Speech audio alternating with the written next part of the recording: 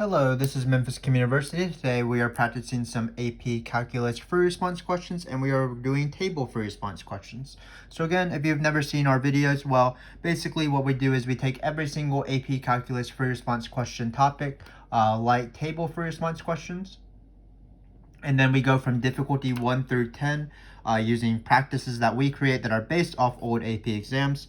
And difficulty 1, of course, being the easiest, difficulty 10 being sort of the hardest versions of those free response questions that are found or have been asked in the past. Here we're starting off still pretty easy, difficulty number 2, and this is actually going to be our first particle motion question in table free response question form. So notice that this table, the velocity is the bottom row. It is the y value of this table, the function value. So keep in mind that oftentimes, maybe 1 in every 3 years or 1 in every 2 years, the table free response question will be all particle motion based, especially on the AB exam, because basically they don't want to waste a particle motion question as one of the 6 free response questions, so they just put it in a table.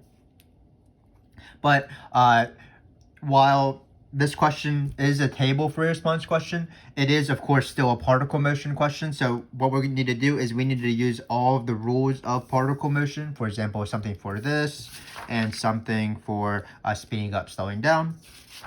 So we do have separate videos. Again, we go from difficulty 1 through 10 in our particle motion section, if you want to check those out, where there's no table, but it's just general. Here's velocity as a function. Here's an initial point.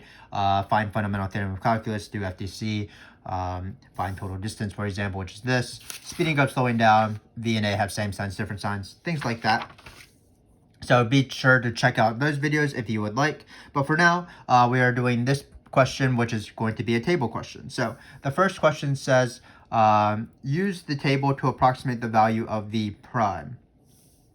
Obviously, we should probably read the paragraph, but notice there's not much to the paragraph. It looks like my friend BBZ is jogging along a straight path. We have this velocity here in the table, and our units are going to be meters per minute. So that's going to be used. But in this case, we're just finding V prime of 22. So this is one of the easier questions. Obviously, V prime is the same thing as A of 22. So they could have said A of 22 if they wanted to. But what you do is we're approximating it. So we're not actually finding it. A of 2 is the calculus slope of velocity, meaning the derivative. So when we do the approximation, we're just going to be doing the algebra slope instead. So let's do the algebra slope. Which 2 columns should we use? Because we need to have 2 points in order to do y2 minus y1 over x2 minus x1. So what you do is you take the number 22 and then you look for 22 in the table. It would be in between these 2 columns right here, and then we just find the algebra slope. So it's going to be v of 24 minus v of 20 over 24 minus 20. Then it's going to be 140 minus 100 over 24 minus 20, that's just 4. So it looks like we're going to get 40 over 44, which is going to be 10. Here it doesn't ask me to put units, and I don't put units if they don't ask me. But because this is sort of a practice question, we can certainly practice units. And remember that if you're ever doing a derivative, even if you're approximating it by algebra slope, you always divide by a time period. So in this case, the units of this guy right here is going to be meters per minute squared. So that is going to be my units there. And this is the answer. So again, oftentimes the first question in a table free response question, regardless of whether it's particle motion or not, it's pretty easy. Just approximate using algebra slope. Now we have a more difficult question. It says, using correct units, explain the meaning of this integral right here in the context of the problem. And it says approximate the integral. So first off, I'm actually going to approximate the integral. But the meaning, of course, is it is total distance. Let me just remind you a little bit of particle motion rules. We'll review them right here in this box A because we had a little bit of space. So remember that speed is equal to the absolute value of velocity. We go over all these rules in depth in our particle motion questions, but for now we're just reviewing quickly. Speed is the absolute value of velocity. Total displacement is the integral of just velocity because your negative velocities will cancel out with their positive velocities. And then total distance, meaning you want to count your negative velocities as distance traveled. That's going to be the integral of speed or the integral of the absolute value of velocity. So we have A and B, of course. So this is a quick particle motion review. There is a difference between the integral of velocity and the integral of speed. One is total distance, one is total displacement. Oftentimes, they'll ask the integral of the absolute value of velocity more often. So in this case, this is going to be the total distance. Whatever this Riemann sum will be, that will be the approximation. And then what is the units? Well, the units is going to be meters, because that's the distance units for this question. So first, let's again approximate the integral. So again, if you watched our first video, we did stress on how to do Riemann sums. Riemann sums being that you need to know the left, the right, trapezoidal, and midpoint, because they are asked equally often. In the last video, difficulty number 1, we did right. This time we're going to do left. And then in the next 2 videos, we will try trapezoidal and midpoint. But for now, we're going to be doing left. Remember that no matter if it's left, right, trapezoidal, or midpoint, it's always the difference in the t values. So 7 minus 0, 15 minus 7, 20 minus 15, 24 minus 20, times a different y value, depending on if you're doing the left y value, if you're doing left, of course, right y value, if you're doing right, or the average of the left and right if you're doing trapezoidal. Midpoint, you have to do the midpoint, but there's no midpoint value given, so you couldn't do midpoint on this table. So for now, we are doing the Riemann sum, and then there's one small thing that is added in difficulty or some sort of trick in this question that is very easy to miss. But basically, keep in mind we're not doing the integral of the velocity, which would be total displacement. We are doing the integral of the absolute value of velocity. So when we come upon a time where velocity is negative, we're still going to take the absolute value, because again, we're not adding y values of the table really, we're adding y values of the absolute value of the table. So when we come about this 80 right here, I'll stress it, but it's going to be times 80 and not times negative 80. And you can tell how easy that is to mess up, so just be careful of that. But let's do the first Riemann sum. So the first Riemann sum is going to be, again, it's the difference in the x's, 7 times 0. So it's 7 times 0, and we chose 0 because it's the left endpoint. Now we're going to do 15 minus 7, that is 8. 8 times 120. Oh, I did not expect to multiply these huge numbers, so we're just going to write 8 times 120. We'll do that later. That's a times, not a decimal. Hopefully you can tell that. And then here's the tricky part again. It's going to be 5 times 80 and not 5 times negative 80. This is the same as if this was a graph response question where velocity was the graph and you were doing total distance, but instead of with a table and a Riemann sum, you would be doing area.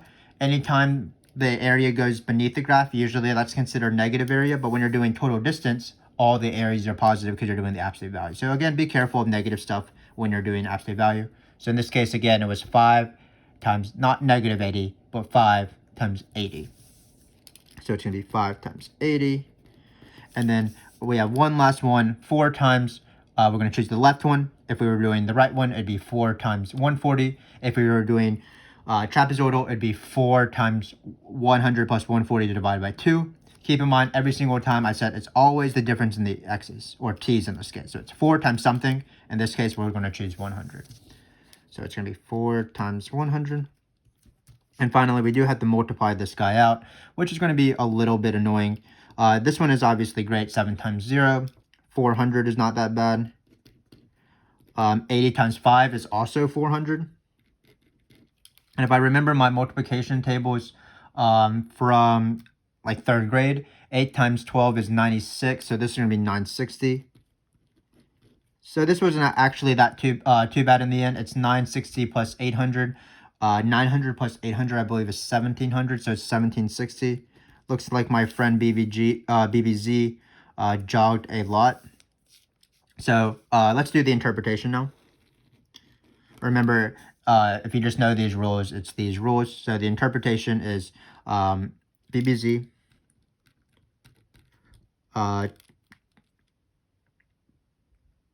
traveled, because it's the total distance traveled, 1760 meters from, and then they always like you to include the endpoints, so t is equal to 0 and t is equal to 24. Again, if you had wanted a simpler interpretation, I probably should have just wrote the total distance that BBZ travels, because I always want to use the words total distance. The total distance that BBZ travels is 1760 meters from time t equals 0 to t equals 24. So this is a common example of a Riemann sum question where the Riemann sum wasn't the entire question. So keep in mind in this question, we found the Riemann sum, but then we had to interpret it later. Another example would be, for example, if they asked you to find average speed. Well, average speed is actually 1 over b minus a, the integral of speed, because that's the average value formula. So what we would have to do is we would take 1765. This would just be the integral, and we would have to divide by 24 to find the average speed. So just keep in mind that for these Riemann sum questions, oftentimes they'll ask you to do an additional step like average, or they'll ask you to interpret. So what I tell my students is to remember that the Riemann sum is sometimes not the answer. It's just part of the answer or it's not the complete answer. So just be careful with that. But we are done with the first half of this free response question. Very standard stuff, approximating a derivative and doing a Riemann sum. In this case, a left Riemann sum, where we just had to be careful that when we looked at this number -80, we treated it as 80 because we were doing total distance. And this is, of course, is total distance. So the next question, actually, we are not going to be talking about my friend BBZ. We're going to talk about my friend Phoenix, who likes to run with BBZ sometimes. But so Phoenix is running along the same path, and her velocity, instead of being measured by a table, is measured by this function right here. So just keep in mind that this is not position, this is velocity. It says the velocity is measured. And then we are seeing if Phoenix is speeding up or slowing down. So again, this is a very typical rule, not often in these free response questions, but they appear more in particle motion questions. So check those videos out as we go from difficulty 1 through 10 and those. But the rule is Phoenix, or a particle, is speeding up. We're right, speeding up. Sometimes they use the word speed increasing when her velocity and acceleration have the same signs. When her, I didn't write that. When her velocity and acceleration have the same signs. So either if they're both positive or both negative, it's not just based off velocity or just based off acceleration. It's based off both of them. Basically, if you have positive velocity and you step on your accelerator, you'll be going faster. And if you have negative velocity, say you're going negative 50 miles per hour, and your velocity is decreasing, meaning your acceleration is also negative, you'll be going negative 70 miles per hour, negative 80 miles per hour, negative 90 miles per hour, so that you'll actually be speeding up in the left direction. But what my students do is they just remember this rule. A particle, in this case Phoenix, is speeding up when her velocity and acceleration have the same signs, and then the opposite is true for slowing down. So Phoenix is slowing down when her velocity and acceleration have different signs. So again, a pretty simple rule. What we just need to do is we just needed to plug into both this function, because that's the velocity, and then we're going to plug into the derivative as well. So let's try that. I don't know why these numbers are so big, but we will try our best. So again, this is the velocity, p of 2. Hopefully you can see that. So it's going to be 2 times, not 2, I can't read. It's going to be 4 times 2 cubed. We'll do that later. Minus 9 times 2 squared plus 200. Shouldn't be too bad, even though these numbers are a little bit big. 2 cubed times 4 is the same thing as 2 to the 5th. And I double on my fingers to find powers of 2. So it's 2, 4, 8, 16, 32. So this is just 32. You could have, of course, just done 4 times 8. I don't know why I did that. And then it's going to be 9 times 4. That's 36. And then finally, 32 minus 36, of course, is negative 4. So we're going to get 196 here. But again, we can't base off whether she is speeding up or slowing down just based off this number. I do need to take the derivative as well. So I'm going to take the derivative real quick. It's just going to be the power rule. So let me just verbally say it. You drop the 3 down, drop it like it's hot. It's going to multiply the 4, so it's going to be 12t squared. We're going to drop the 2 down, minus 18t. And then we are going to plug in 2 again. So we're going to plug in 2. And then we're going to get 12 times 4. We'll do that later. I think that's 48. Minus 18 times 2. So it's going to be 48 minus 36, which is 12. We actually don't care about what these numbers actually are. We just care about their signs. And notice both of these have the same sign. So it looks like we are not going to have the slowing down case. Looks like we are going to have the speeding up case. So at t is equal to 2, Phoenix is speeding up because her velocity and acceleration at this number is, they both have the same signs. They're both positive. So that's how you do a speeding up, slowing down. Again, I don't think I actually have seen this question in a table free response question. I've only seen like them ask acceleration, for example, which would just be 12. But speeding up and slowing down is a very common question in the particle motion free response questions. So it is good practice. Not too bad, just a pretty easy rule. A phoenix or a particle is speeding up when velocity and acceleration have the same parity, meaning they have the same signs, both positive, both negative. And then a phoenix is slowing down, or her speed is decreasing when velocity and acceleration have different signs. So for example, velocity is positive, acceleration is negative, or velocity is negative and acceleration is positive. So again, a nice little particle motion question there.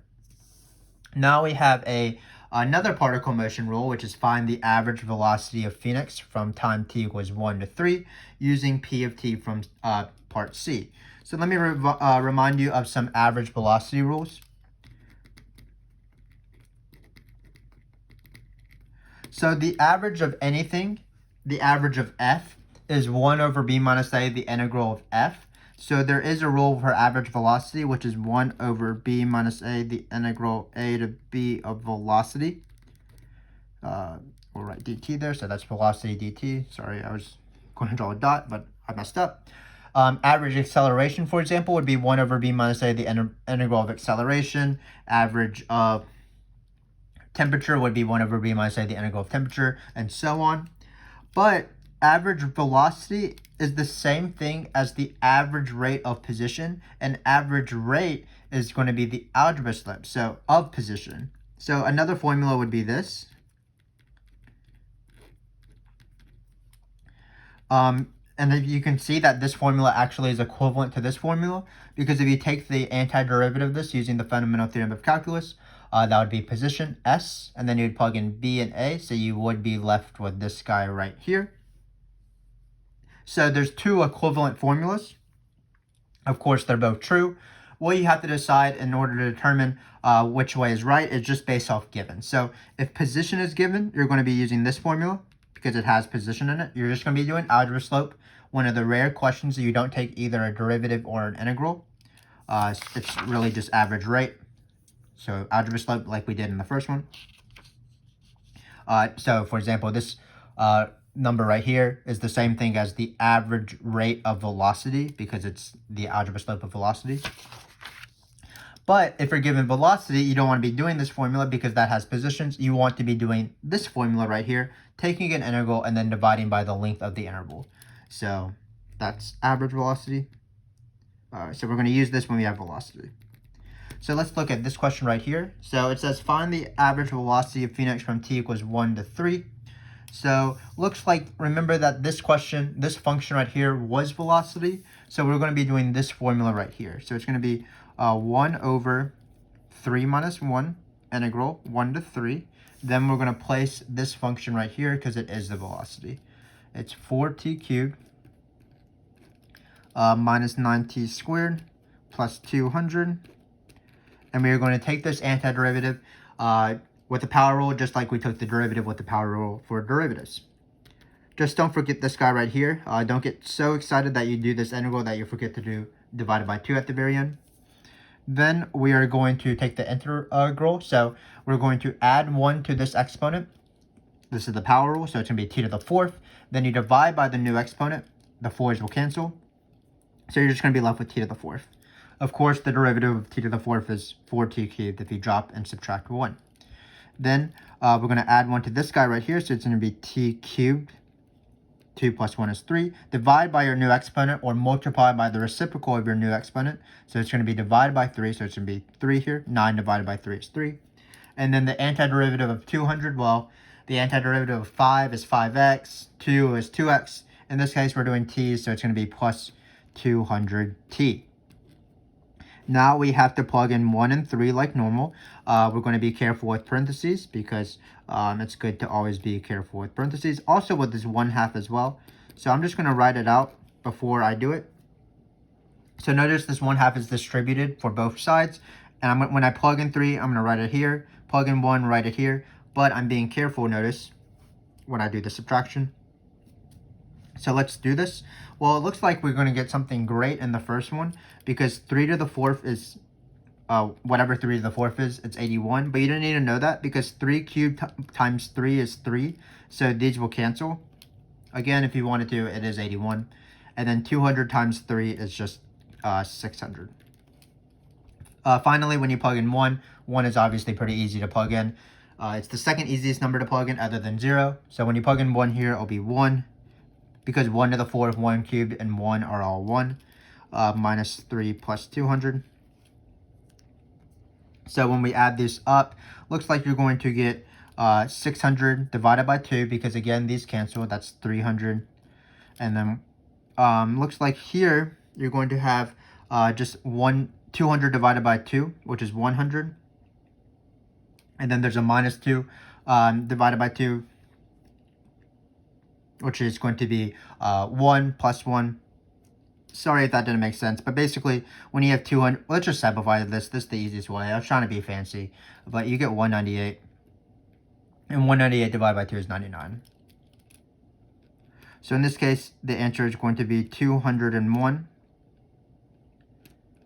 So hopefully you can tell that's 201, sort of one on the bottom of my sheet there. And then what if they ask units? Well, the units of any average formula is the units of that thing. So for example, the units of average temperature would be in Fahrenheit or degrees or Celsius, whatever the degrees is. And average velocity is going to be measured in velocity units. So in this case, it'll be meters per minute. So let's see if we can just squeeze in a meters per minute here. So this is our answer. Again, this is supposed to say 201. You couldn't even read that, so my apologies. But we are done with the free response question. So again, I like these questions because it's a nice mix between two kind of free response questions, a table free response question, as well as particle motion. So for example, we had the table part in the first one, which was approximating a derivative that just uses algebra slope of 2 columns. Then we had some sort of particle motion question because we had to interpret this. The integral of the absolute value of velocity is total distance. We also had to do the Riemann sum, which of course is the difference in the t's times different y values. In this case, it was the left y values. So it's like this times this, this, this, and this, where negative 80 was treated as 80 because we were doing the absolute value. So that was sort of the table part of that question. And then we forgot about the table and did some sort of particle motion questions with this given function. Speeding up, slowing down is when velocity and acceleration have same signs or different signs, respectively. And then average velocity has 2 formulas. But in this case, we did this formula because we were given the velocity and we just took that antiderivative and plugged in the numbers. We also divided by 2 because that's the average formula. So hopefully this was useful for you.